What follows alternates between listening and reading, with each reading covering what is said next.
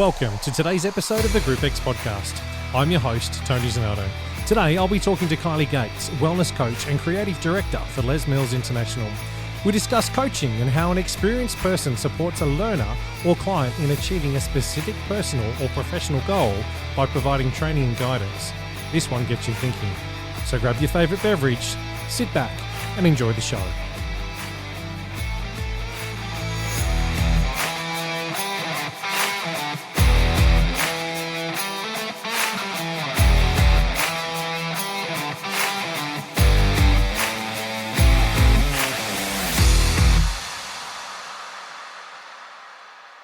Kylie, thank you so much for coming on the show and having a chat with me tonight. I greatly appreciate your time.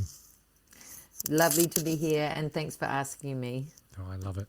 Hey, let's start right from the beginning. If you can cast your mind back to when you first got into the fitness industry, how did it all start? Where did it start for you?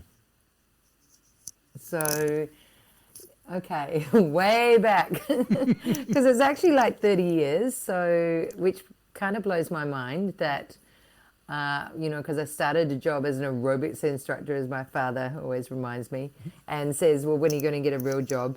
And I'm still doing that job, so it kind of still makes me laugh a little bit. But yeah, I started, I'm trying to actually think of the year, but it was about 30 years ago. Yep. I did, in those days, it wasn't Les Mills and it was freestyle. And I transitioned from, I was a dancer, so I was dancing overseas as a showgirl, cabaret. Oh, wow. In cabaret shows. So I sort of danced since I was about 9, and that led me on to dancing professionally. And then I used to always do the Jane Fonda aerobics. Yep. I used to love those videos. And before we would actually do our 2-hour shows every night, I would get the girls and, right, let's do our warm-ups, and I'd be doing, and I was sort of in charge, like teaching them, even back in those days before I was even qualified. So I guess when I came back eventually and retired at 25, because I felt like I was a little old to be a cabaret dancer anymore, at 25, which I now know is not old, but I sort of fell into aerobics because I started going to the aerobic warehouse in Perth and south of the river, and I just fell in love with it. There was 2 women that were teaching the classes, and they owned the studio. It was just more like it wasn't a full-on gym, just a group fitness studio. Yep.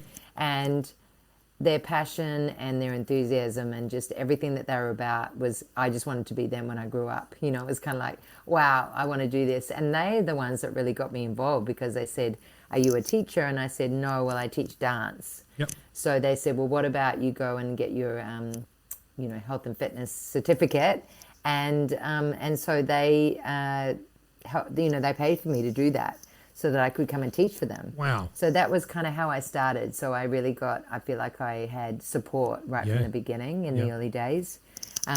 From there, without trying to be too long-winded, I guess I got heavily involved in sports aerobics, and that's something that had really helped my career in so many ways, because I was an athlete before in dance, so it was kind of quite an easy transition to go into sports aerobics, and I fell in love with that, and I was involved with the sport for 10 years, obviously a competitor, and then I went on to be Australian coach. So, if I can just touch on that for a second, that's so different to what our industry is today. Yeah, even going back 20 years, it is majorly different. Can you elaborate a little bit on the sports aerobic stuff for us? I'd love some of my listeners to try and get a grasp around what that was, because I'm going to assume some of these listeners may only be 2025. So thinking way back to the 90s are going to be going, what? Yeah. What do you mean aerobics? What's that? And that's actually what I think these women had in mind when they saw me. They knew, like, I was fit and I was a dancer. She could compete for us. Yeah. And that's kind of what ended up happening is I went to one of the comps and loved it. And they're like, well, you can represent us, because back in those days, all the clubs had competitors, and it was very much a community sport, and it was backed by the clubs, and, so all the ticket sales all the members were there to support you. It was such an amazing time in my life to be involved in that.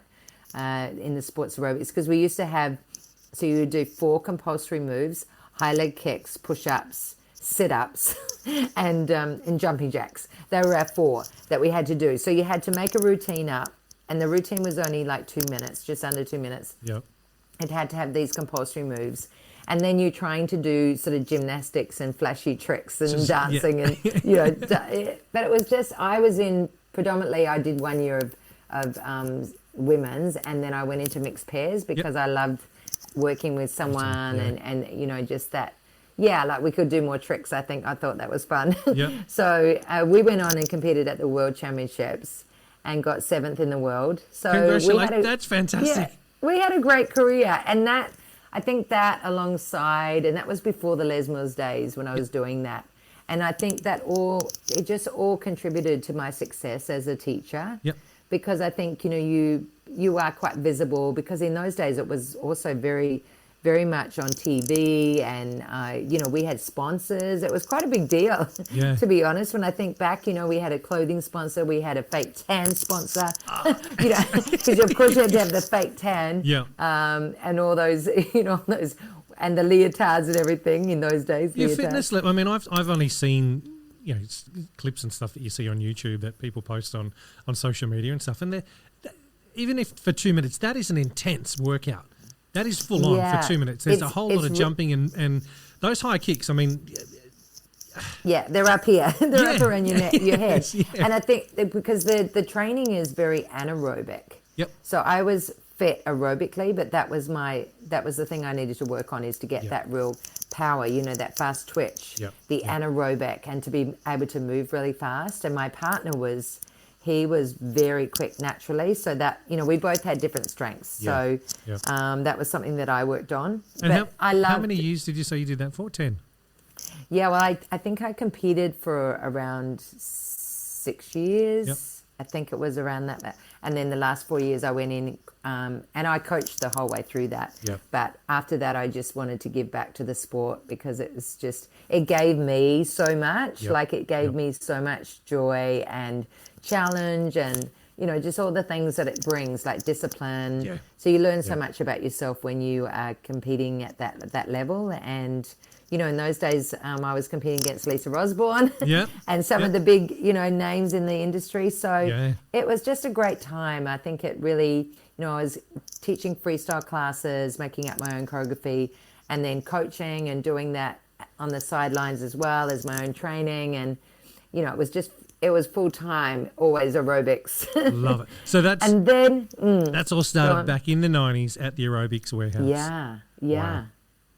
And then so after, I'm trying to think like dates, but basically I saw Body Pump at a Filex. Yep.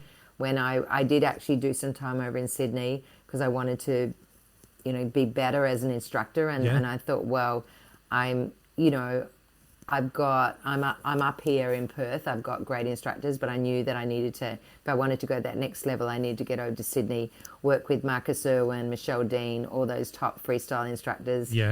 Which I did do that, and kind of burnt myself out, which is what you do when you go there for a short time and teach 20 classes, you know. But they were great time. But at that Filex, that's when I saw Body Pump. Yep. Norm Phillips is he's the one that was the trainer in Perth, and he said, okay, do you want to be the trainer? And I was like, it was basically a conversation like that, because I was already presenting freestyle, you know, workshops and things.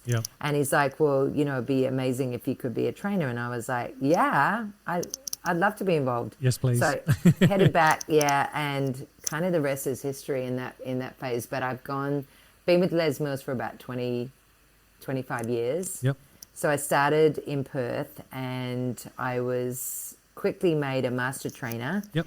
After a few years, and then I remember having a conversation with Rod Harvey, who was the CEO of LMAP. Yep. He said, come across to Canberra. I was like, what the hell for?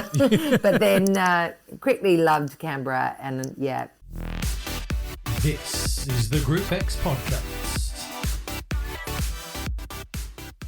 Can I take you back to the initial training that you would have gone through for Pump?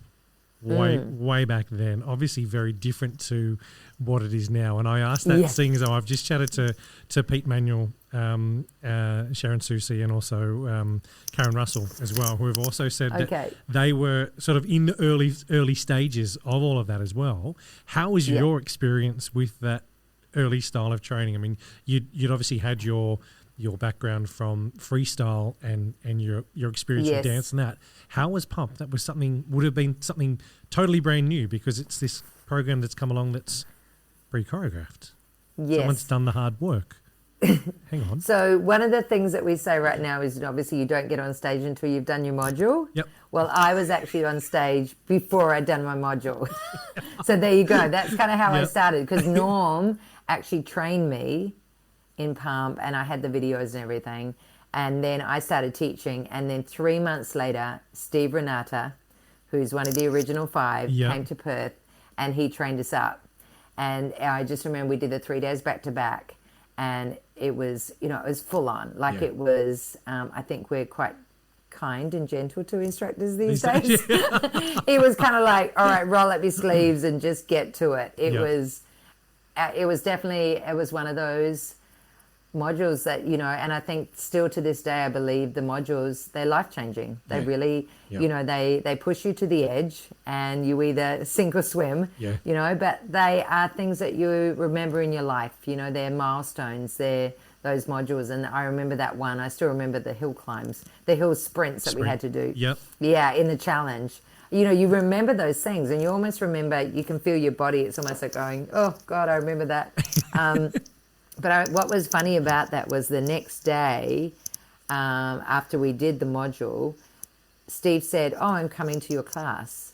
And I just about vomited, because I was like, oh, my God, like the trainer, the master trainer, the dude from, New Zealand is coming to my class. And I kind of get it now, because I remember him saying to me, I'm just coming to do the workout. I'm not coming to assess you or anything. And I say that to instructors now whenever, they see me, they kind of just about die. And then I'm like, hey, I'm just here to do a workout. Don't worry about me. I'm just going to be over in the back corner, And but the whole time they're just staring at me, So I understand where he was coming from now. And but I got through that one. So I sort of just thought, just forget about him. He's over in the corner. But I guess through Les Mills, I moved to Canberra. I was the training director there for about 4 years. Then I actually had a really great opportunity to go work for LMI as we took over the US market.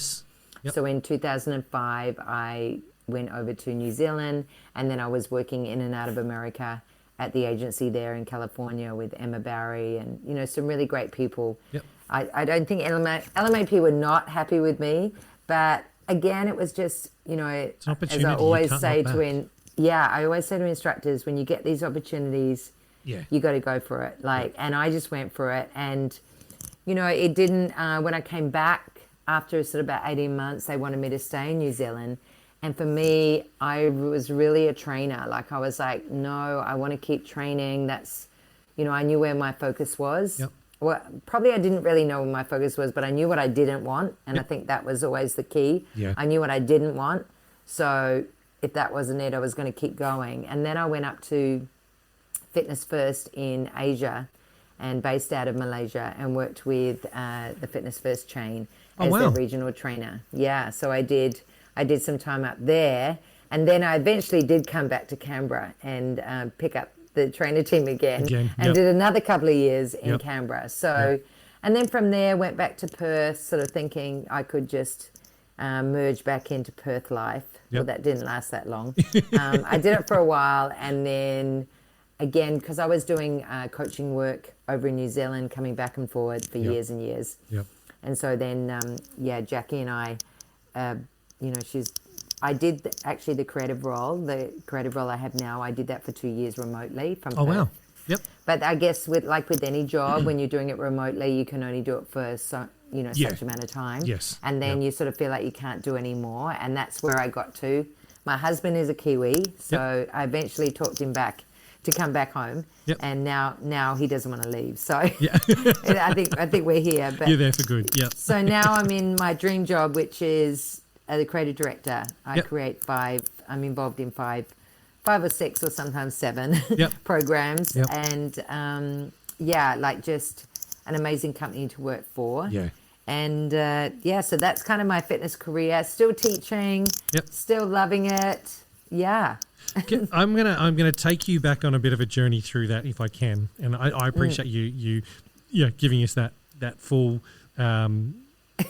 story of where you started and to where you're at now. If I can, I want to try and delve into some of the training module stuff that you did with LMAP back here in Australia, whether it was in WA or wherever it could have been, even if your time in Malaysia. Your first program you trained in was obviously Pump. Yep. Yes. And you did that with Steve. What was the next program that you trained in the Les Mills programs? The next program that I trained in was Body Attack. Okay. And I remember saying to Norm, he said, I'm going to be the body step trainer. You need to do Body Attack. And I said, no way, because they just do like 1,000 jumping jacks on the spot. And I said, there's nothing creative about that program. Honestly, I could have just put my foot in it. Body Attack was my next one. And that was a big love for a long time. Yep. Yeah. Yep. And how was the training experience for that the same as what it was for Pump, where you... John Kelly trained me in. Oh wow, JK. JK. I think he's a softie, compared to Steve. He's a bit of a softie, and I think back in those days, if my memory serves me, it was one day. Yep. One day. It was all jammed into one day. Right, you're sealed. You're the trainer, KG. Off you go. Oh, that's fantastic. He trained. I think it was like Body Attack 22, something like that. Yep. And we did the training in the one day, and then he's like, right, boom, boom, you're the trainer now, off you go. In Perth, right? So because he came over from Canberra. Yeah. Oh, that's fantastic. Yeah. I love hearing those stories because it shows the evolution of the program on how it was, how we started, how we started, how it all began back then to the polished production that it is today. Yes. It's the other end of the spectrum completely. Totally. Oh, wow. So if you can, talk me through the first module training that you presented. How many people did you have and how did it go?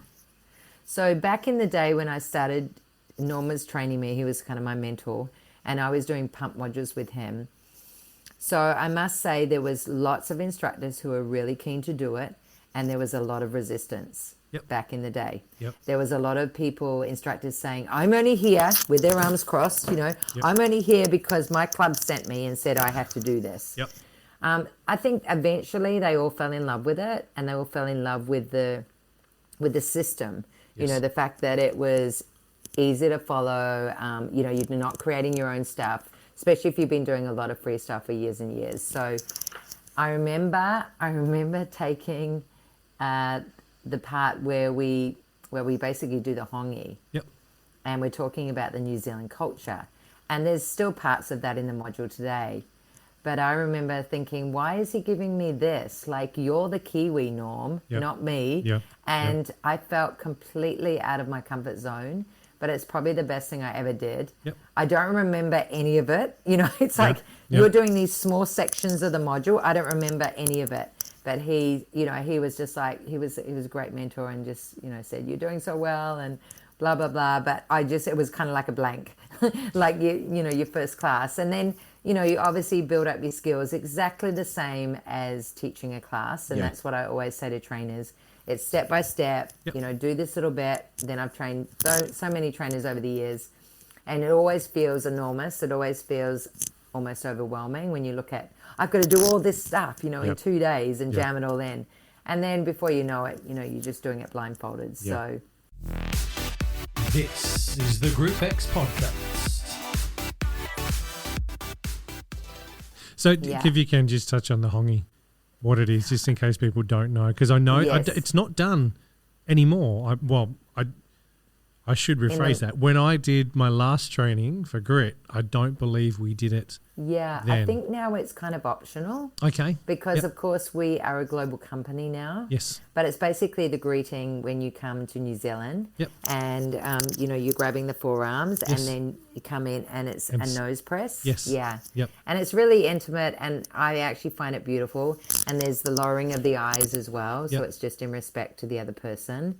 So I remember doing that when I did my RPM training with Pete Manuel back in Fitness First North Sydney in 2003 and was blown away by that experience because it was, there's a little boy that grew up in Wollongong, I hadn't been cultured much. Dad was Italian, but that's about it, that's as far as we got. And I walked into this module training and it was one of the first things we did and it just set the tone for the rest of the training and it was like, wow, this is massive. This is something that's bigger than I ever thought possible and was great to be part of that whole culture. I'd love to see it done here back in Australia. I would seriously love it to be done, but I understand that different cultures, different whatever it may be, there's, rules and there's things have changed in our society, right? So but it is, I know we do it here all the time as much as we can because we find it respectful and it's really inviting, as you say, and it kind of sets the agenda. Like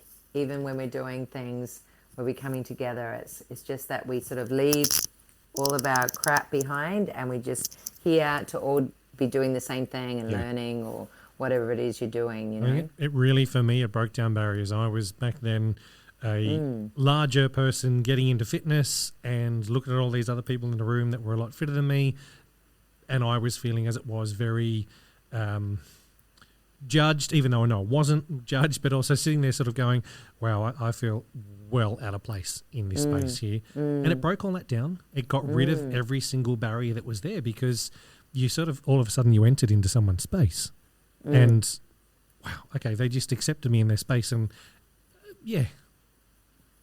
powerful. Yeah. Very powerful. It's very powerful. Yeah. Yes, you're right.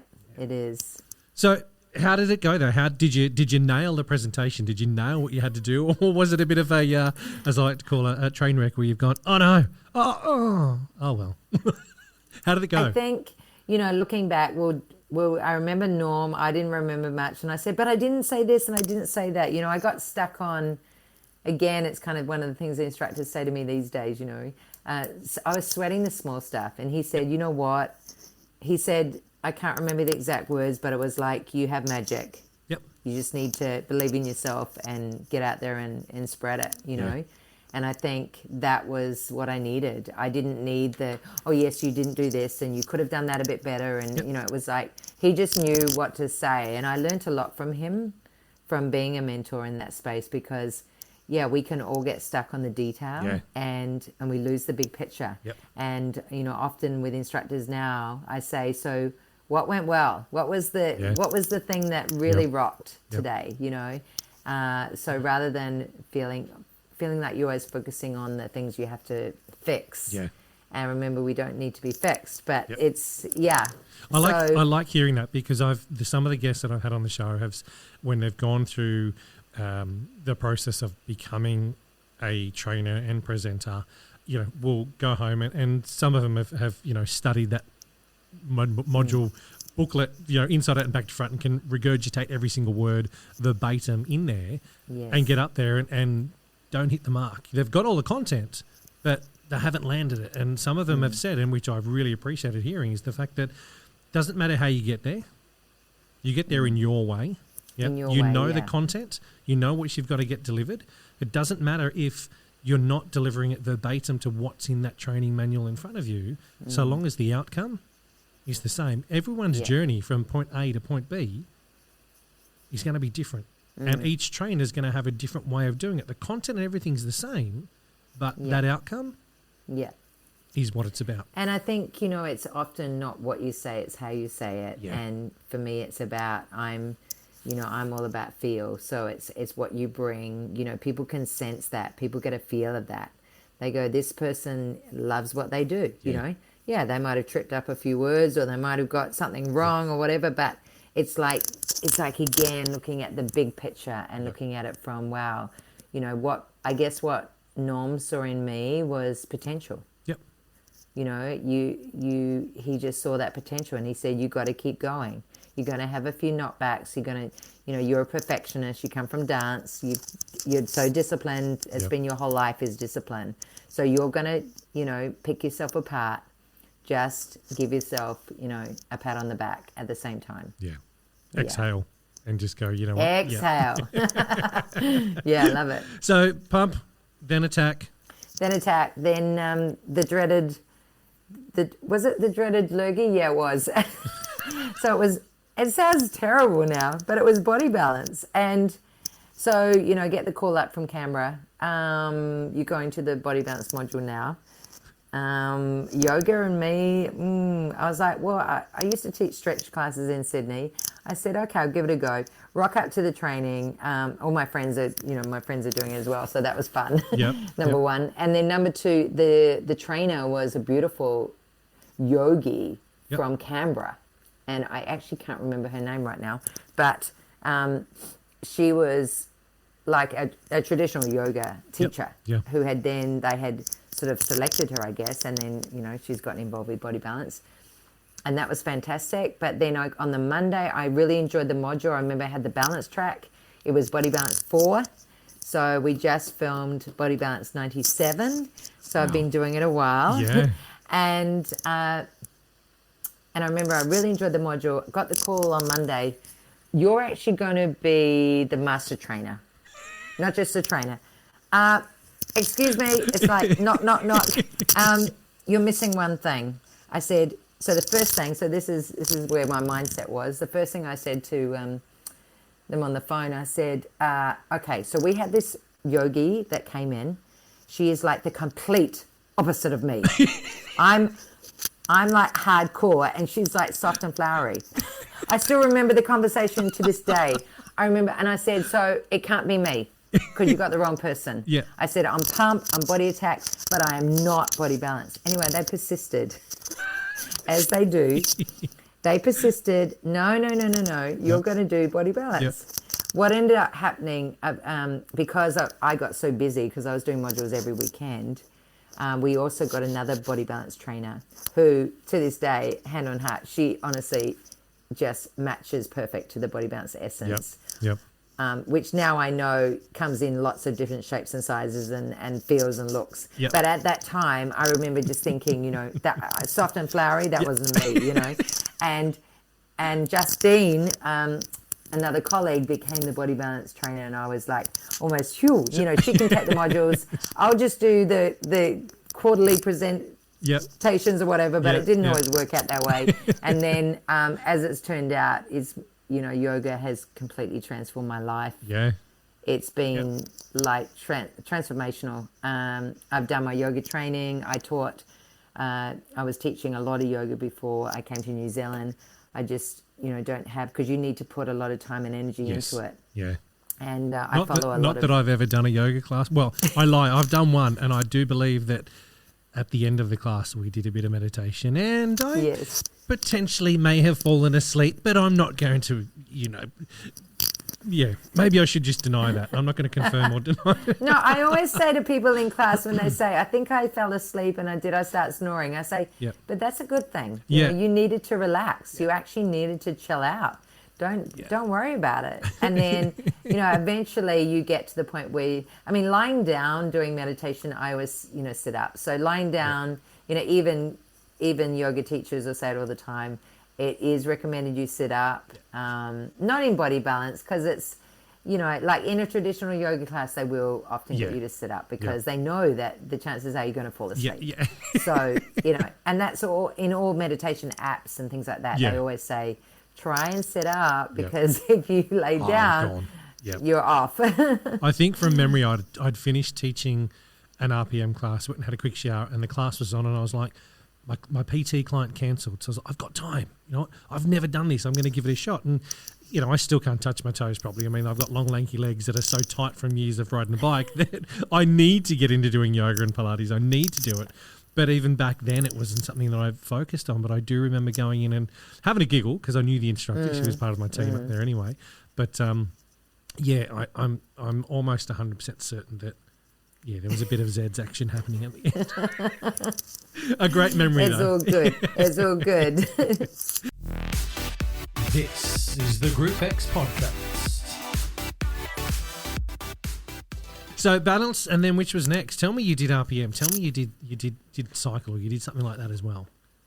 No, I think you need to guess the next one. Ooh, righto. This is fun. This is a funny one. So I'm going to say Vive. No, I'm going to say no. It wasn't. No. Actually, I've done. Yeah, I've just remembered I've done a couple more than I forgot about because I never really. Well, I don't think you could count that as officially teaching. I did a few classes. Well, then I'm going to say. Yeah. I'm going to say Step was the next one. No, Step. Step and Combat. That's what I was going to say. Step and then Combat next. It was Oh my God, I did that Barracuda one. Yes. Anyone listening to this knows that that's Body Combat 1. It was hideous.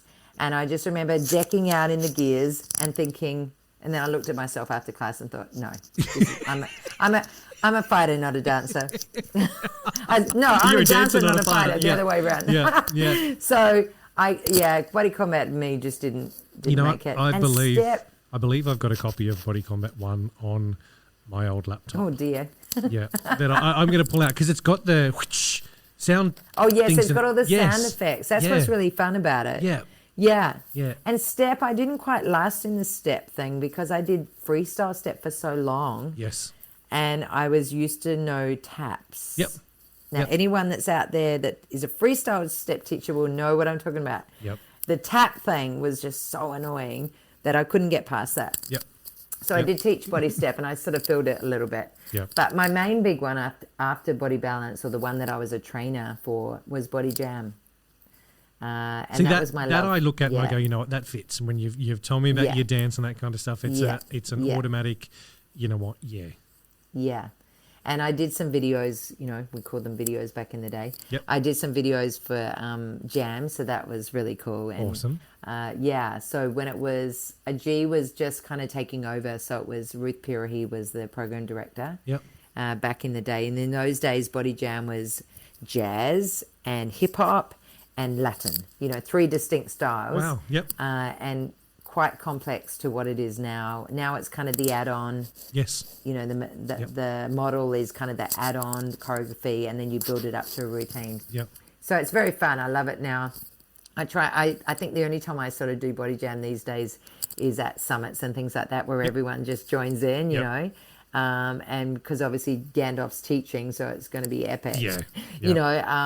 But I loved my years of teaching Body Jam. It just so much joy, so much joy, and just bringing people into dance that again think, I can't dance, or and just seeing people's development. That's what I loved about teaching it. I'll be honest say I can't dance at all. I've got a 6-year-old and I try. I try much. There's a show that comes up on YouTube that's Just Dance or Just Dance Off or whatever it is that, it... And Leah said, Dad, so you think you can dance? I think it is. Yeah, I try, but... We can't be good at everything, Tony. No, this is true. I'm still trying to work out what I am good at. But anyway, I'll leave that one for another time. I think Body Jam was one of those programs. I remember teaching a Wednesday night. You're obviously not going to teach as many classes as you would like Pump. Yep. It's not a mainstream. It's a niche program. And I remember teaching it at Canberra at... so what's it called now? Deakin Health Spa was what it was called when I was there. Fitness First Deakin. Yep. Yeah. So great club and big, and the stage was big, and I just remember teaching a Wednesday night Body Jam, and I just had a really massive following. Yeah. There was only really 2 Body Jam classes on the timetable, and there was probably me and another instructor, but just what it just because there was no mirrors as well, and so people weren't seeing. They were just able to. It's like dancing when no one's watching. It's just that thing. People would just lose themselves in it. Yep. And I probably at that time, that was my number one program to teach, the love, that I love to teach that because of those reasons. And I think, when I think back to all of the programs, I have gone in and out of love with different ones at different times in your life and where you are as a person, and that can change as well. Yeah. Yeah. You but touched then after on, Body Jam, yep. no, one more. Yeah. Core. Oh, okay. Yep. So I've actually done a few. So was it? I didn't realize I'd done that many. Les Mills. When did you train on it though? Was it Les Mills Core? Was it CX Works or was it CX30? It was actually CX30 when I trained it initially. Me too. Yeah, I think I trained on 3 or 4. Just after it first came out, we did it at North Sydney. Yeah. The gym there. Yeah. Yeah. We had our boot camp in Sydney, so I think it was 3 or 4, something like that. But so quite a few programs, and now I create Core, Les Mills Core with Dan and Diana. Excellent. So yeah, it's great. We work really well as a team. Yeah.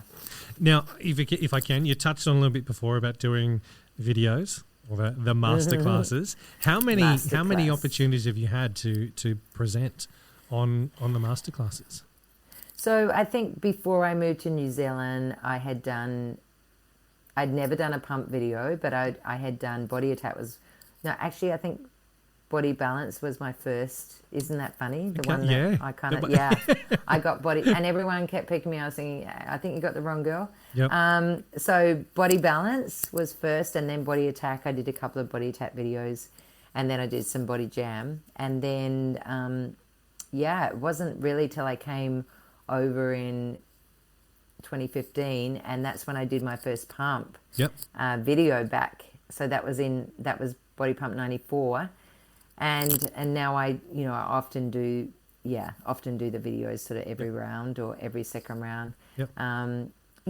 So we've sort of had obviously different strategies, and with the lockdown and things, that's changed where our focuses have been, but I think I'm sort of a person that is obviously catering to a certain demographic as well right now, and we're trying to bring in the Gen Z market, so getting all the young ones, because if we don't get the young up and coming, then group fitness will die.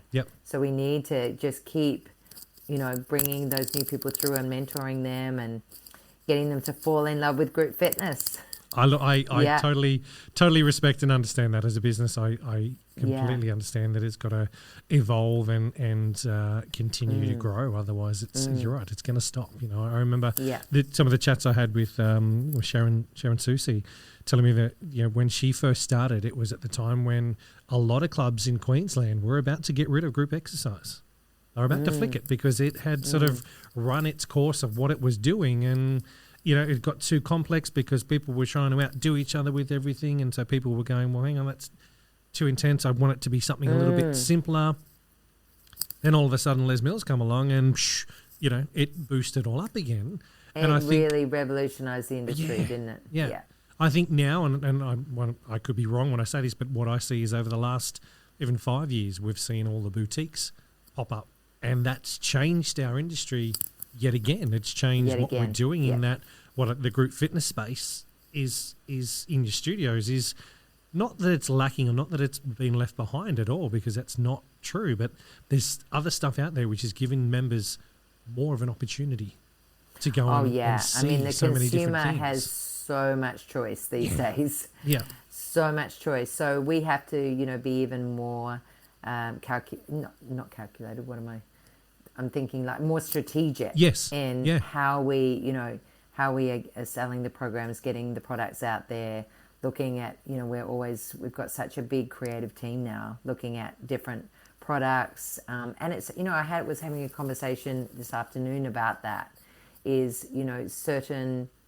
there's just going to be a type of program that is more likable for people, whether it's because of complexity. It'll always be the intensity, the complexity, those factors will come in. And then, I just think there's also things that, people go and do things because their friends are doing them, things like that, there's so many factors that need to be thought in there as well now. But I actually, when I think about it, I probably was at that stage where I was thinking about getting a real job just before Les Mills came in, because I was kind of a bit burnt out. Having to constantly create my own, classes every week. And that's the same with, I guess it's the same as running your own business. When you, if you're a one-man band, it can be tough. You've got to make sure that you are, you're balanced and you're not burning out, you know, and that's something that I'm always talking to the young instructors. They look at me and roll their eyes. But it's like, you know, if you want to have that longevity as a teacher, I mean, this is like the best job in the world. Yeah. There's no doubt about it. This being a group fitness instructor is the best job in the world. Yep. I'm going to be very sad when I stop teaching one day. Yeah. I'm going to keep going as long as I can, though. Look, I stopped, as I said before, I stopped because we moved, we relocated, and I got a full-time job as GM with Body Bike here in Australia, and that's been great, but I haven't given myself time. You know I could probably make the time to do it. I had a hip replacement last year. I'm due for another one in October this year on the other side. So once that's done, then I think for me it's going to be a reassess and reevaluate everything and go, you know what, you're 45. Time for dad bod to disappear and time to go, you know, do something again and get back into it. So I've done it once, so I know I can do it again. And it's, you know, that discipline that that I've had for so many years, I know as soon as I get that motivation, we'll come back and go, do it. So, and that's it. It's got to find that driver, whatever it is that's going to drive you. Yeah. You know, at the moment, she's 6 and she's about this tall. Yeah, exactly. Yeah. Yeah. I mean, and that's always something I'm talking to instructors about is, you know the reason why you teach, because that's the thing that's going to get you out of bed at 10 to 5 in the morning, like me. I still teach the earlies. Yep. And, you know, be there for your participants. Yep. But, you know, it's a job where, yes, you are contributing to other people's lives, but what you get back is kind of tenfold. Yeah. You know, the stuff that you get back is quite unbelievable.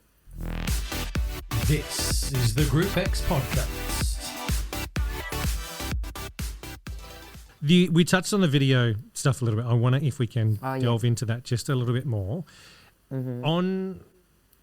From your experience from when you first did your first filming to the role you're in now and the polished productions that we see coming out now, it's obviously changed a hell of a lot. It's evolved a hell of a lot. Can you explain, has the experience for the presenter changed from when you first did it to when it is now? I know that the end production has evolved, and what we're seeing is, you know, I remember sitting down in some of the early stuff and seeing what looked like a handy cam from the back of the room just pointing on Mike, and you know, it was brilliant because it was raw and it was just what it was compared to what we're seeing now. I know that's changed, but the journey for the presenter, can you talk us through that? Yeah, I think the journey for the presenter has changed drastically because we are online, because we're doing one product that has to service quite a few different needs. So, you know, we're obviously, for the instructors, that's our main customer, but also we have a lot of, you know, on demand. Yes. And if we didn't have on demand when the pandemic hit, we wouldn't be no longer. Yeah. So that kind of has saved us. And so I think from that side of things, I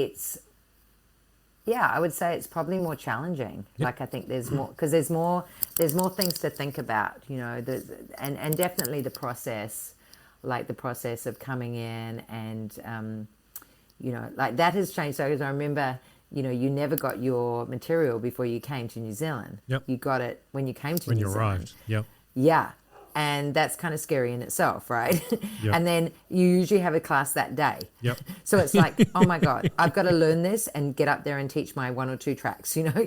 And so that kind of freaks everyone out, whereas we've sort of dropped doing all that stuff. The same as modules. So people used to go to modules and not know, you know, the release or not know the track allocations or anything like that. Now they come pre-module, they've done all the pre-work. Yes. And so we do the same thing for filming now because it is such a machine, it's so big that we need to have people, you know, knowing inside out what they're doing.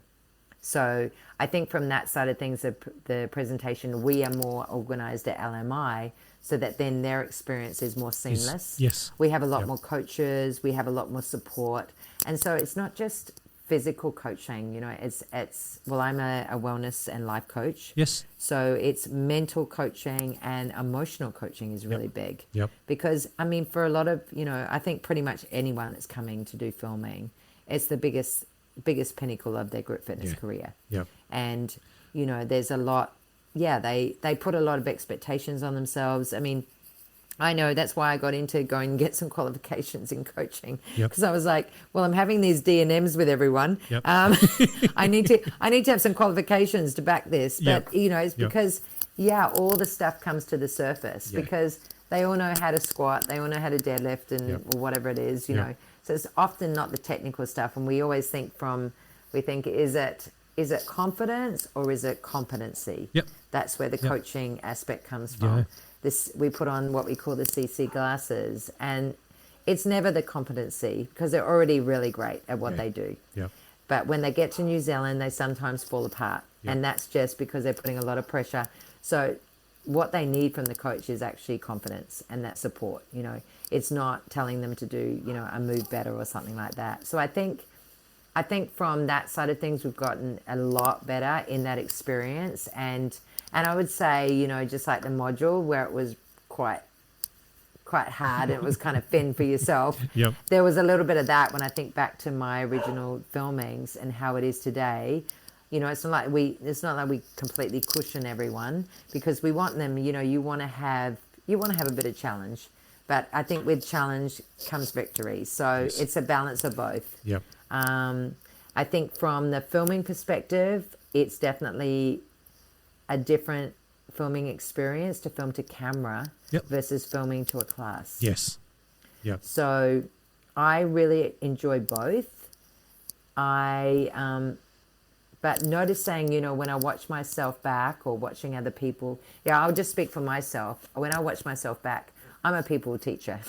So that's, I watched myself in, just for example, 93, and I had people in front of me, and I kept sort of almost just distracting them, because I was like, you're looking so good, and just having fun. So I love that whole people thing. But I understand, the to camera, but I really do like the to camera. I think the main thing for me is to, I've always right from my back in the day, those videos, just wanted to be myself. I think that's pretty much what most of them want. They want to grow, they want to learn stuff, but they want to show up. When we say when you get the video, when you go back home and you get the video, what do you want to see? And it's like most people go, well, I want to see a version of probably a slightly better version of what I am now. Amplified. And I think that's a really great answer, because it's like, then, you're being true to who you are as a teacher, and not completely changing yourself just because you're doing a masterclass, or video. You touched a little bit on wellness coaching. Can you give us a little bit more detail around what you're currently doing in that space, and how that is also, I suppose, relating to your job with Les Mills as well? So as I alluded to before, I sort of went and got my coaching qualifications, and back in when I sort of first arrived at 2016, I got those. And then I was, just doing some coaching with one-on-one clients, started doing a little bit of that, and I realized that, I think it was making a change, but for me, because I'm so used to seeing quite a big shift in people, I wasn't getting the shift that I wanted. As a coach, and I was feeling like I wasn't really creating an impact, or not the impact that I wanted. So I sort of searched around to do other courses and found a holistic course, which is integrated wellness and life coaching. And that's my jam. It's so awesome. It's just more of, I think the biggest thing I love about it is it's giving people tools and resources so that then they can access these things themselves. And it's not it's about knowing what are the tools I need to do to make my life balanced. So from a mental, emotional, physical, and spiritual point of view. That's big. You've my brain just sort of had a little bit of a moment then of going and imploded. I mean that with all due respect. What you just said, my brain is trying to process all of that. I've never looked at doing any life coaching stuff or anything like that before. In the 20 seconds or whatever it was that you just explained that, then my brain has now gone, hey, dude. hey, you listening? Hey, Tony, you listening? Did you listen? because I think it's time. I think the universe sometimes sends you a sign to go, hey, you need to pay attention here, Tone, and need to find out more. So we may have a chat offline around that as well. It's something totally different, but that's wow.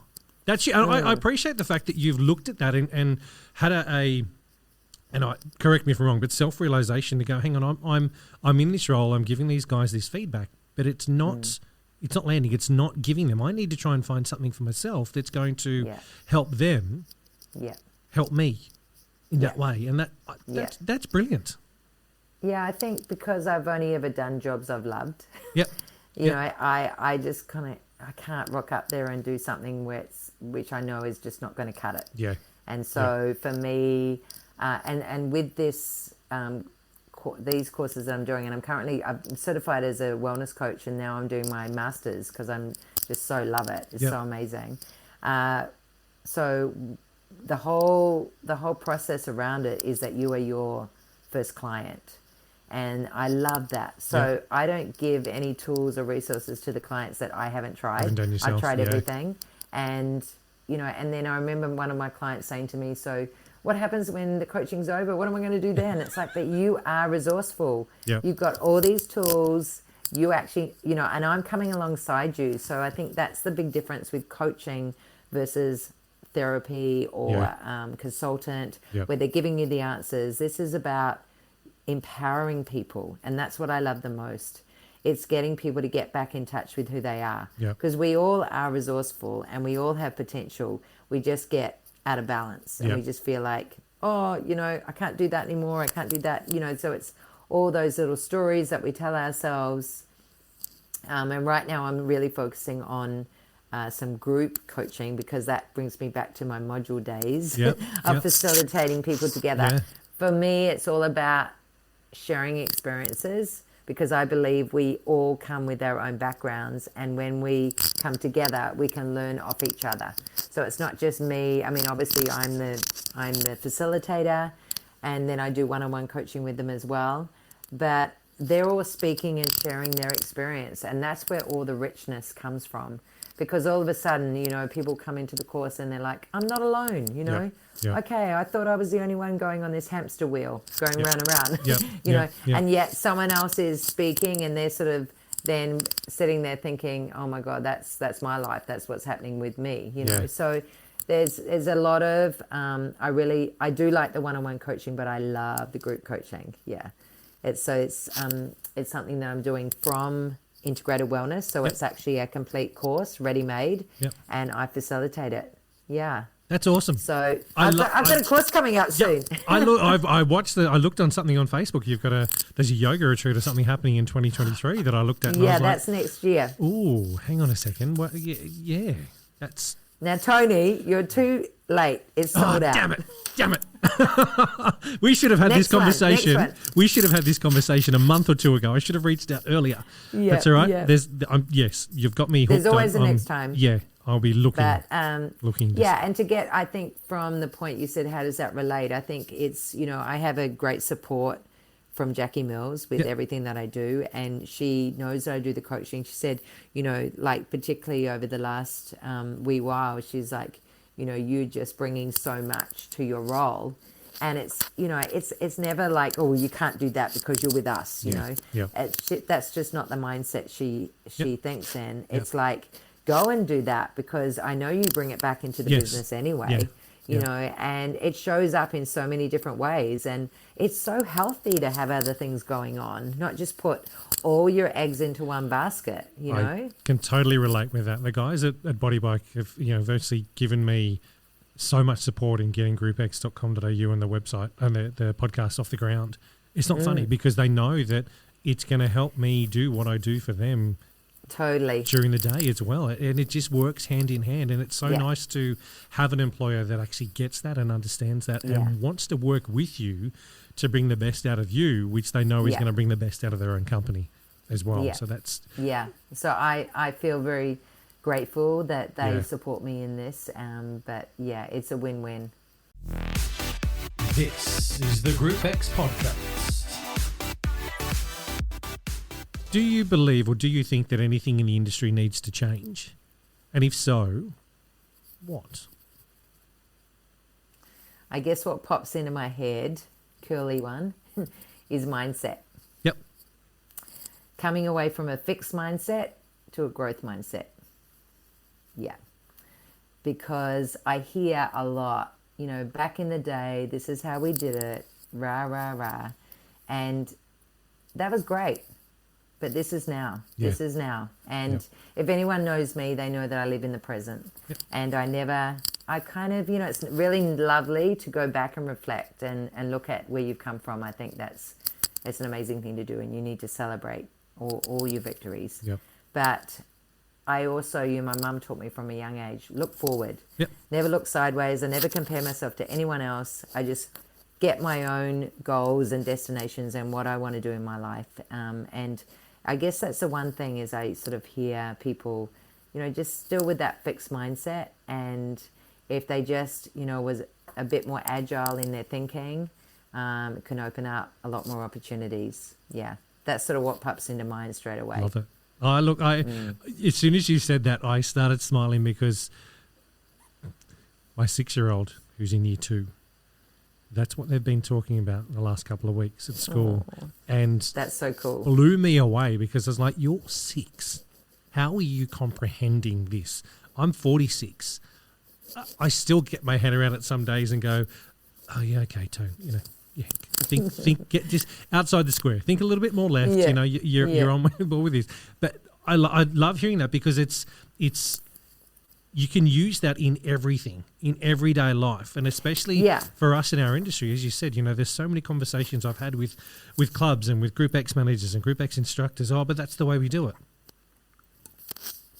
Yeah. If you want the same result, keep going. It's in life. It's not just in fitness. And I think for me personally, the younger generation has given me so much inspiration. Yeah.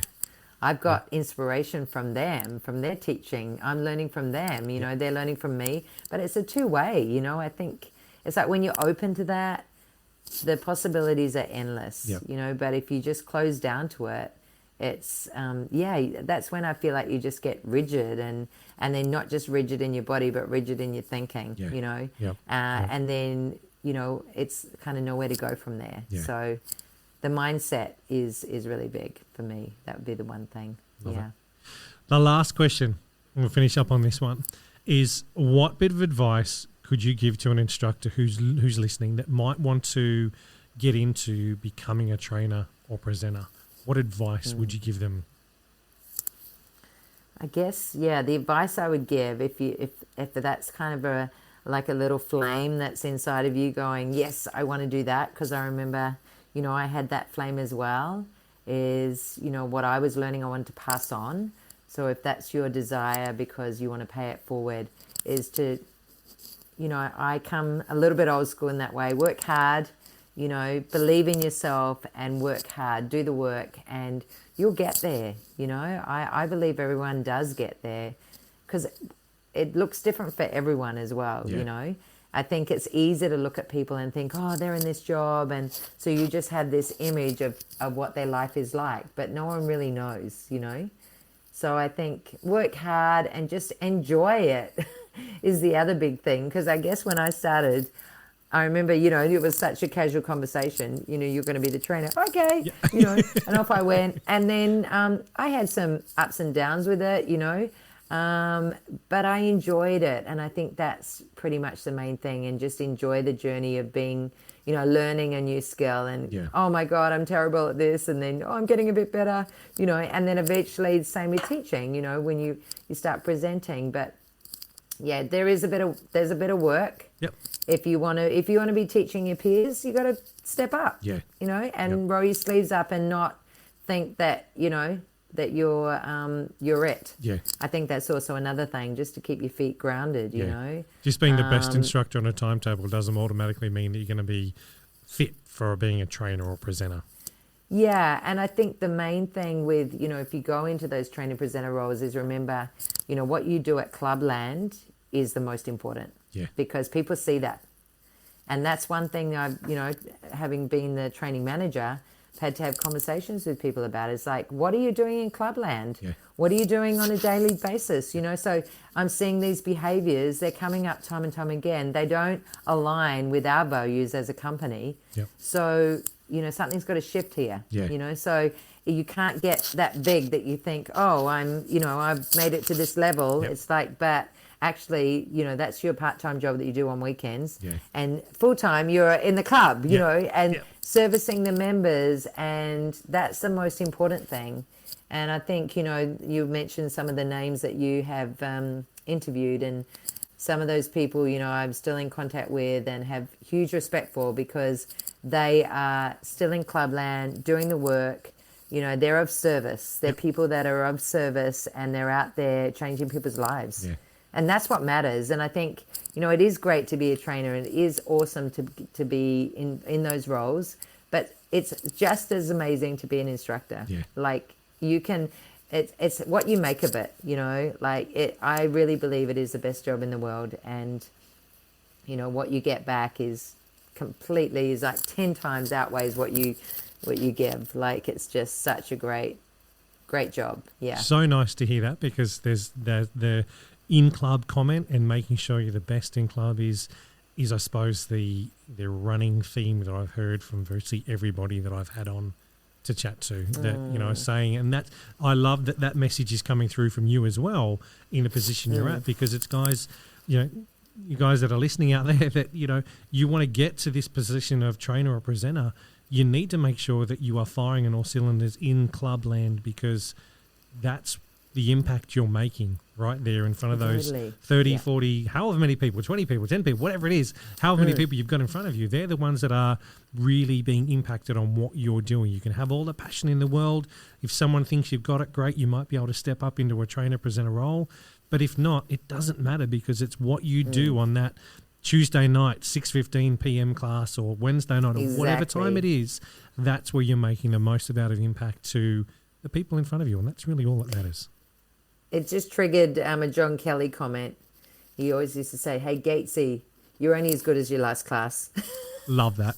And I love it. And I still say it to this day, because it's kind of true, right? Yeah. You got to keep sharpening your tool belt, keep sharpening your tools, and you don't get that from just, being flash. Yeah. Like you do that, doing the classes, and being with the people, Yeah.